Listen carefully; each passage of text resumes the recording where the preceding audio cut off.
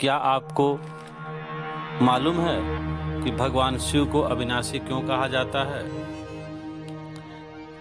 क्या आपको यह बात मालूम है कि भगवान शिव को कल्याण का देव क्यों कहा जाता है?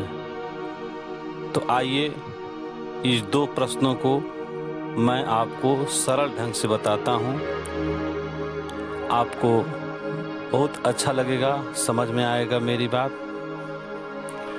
भगवान शिव को अविनाशी इसलिए कहा जाता है, भगवान शिव को अविनाशी इसलिए कहा जाता है क्योंकि भगवान शिव हमेशा एक समान रहते थे और सत्य का पालन करते थे। जो व्यक्ति सत्य का पालन करता है वह व्यक्ति सदा प्रसन्न रहता है। सत्य का पालन करने वाला व्यक्ति कभी भी घबराता नहीं है किसी बात को कहने में, क्योंकि उसे यह बात मालूम रहता है कि मैं जो भी कह रहा हूँ ये बात सही है, सत्य है। भगवान शिव सत्य के सिवा कुछ भी नहीं कहते थे और सत्य नारायण भगवान का आचरण अपने जीवन में धारण करते थे, क्योंकि इसी आचरण में जीवन की सारी मर्यादाएं हुआ करती थी।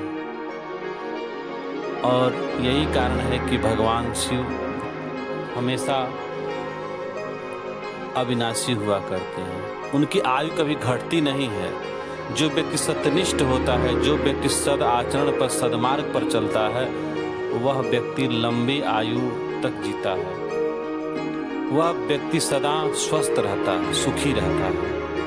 लेकिन जो आदमी छल कपट, तृष्णा, दंभ, द्वेष में जीता है, उस व्यक्ति की आयु दिन पर दिन घटती जाती है और हमेशा वह किसी न किसी बातों को लेकर के चिंतित रहता है, पीड़ित रहता है। उसका मन हमेशा किसी बात को लेकर के हमेशा उदास रहता है। तो भगवान शिव हमेशा सत्यनिष्ठ रहते थे, सत्य के मार्ग पर चलते थे, इसलिए मेरे प्रभु भगवान शिव भोलेनाथ अविनाशी हुआ करते थे। प्रश्न नंबर 2, भगवान शिव को कल्याण का देव क्यों कहा जाता है?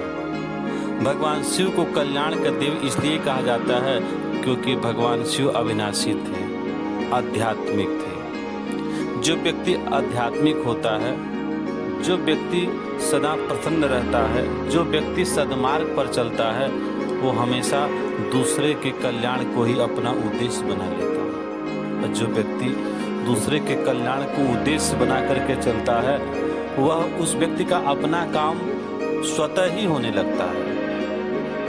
उस व्यक्ति को हर व्यक्ति से कोई अपेक्षा नहीं रहती है।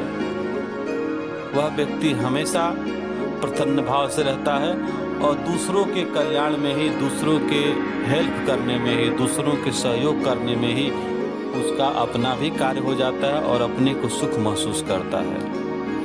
तो आज इस चर्चा को हम यही समाप्त करते हैं और अगले पुनः इसे अगले ऑडियो में हम आपको आगे की चर्चा बताएंगे।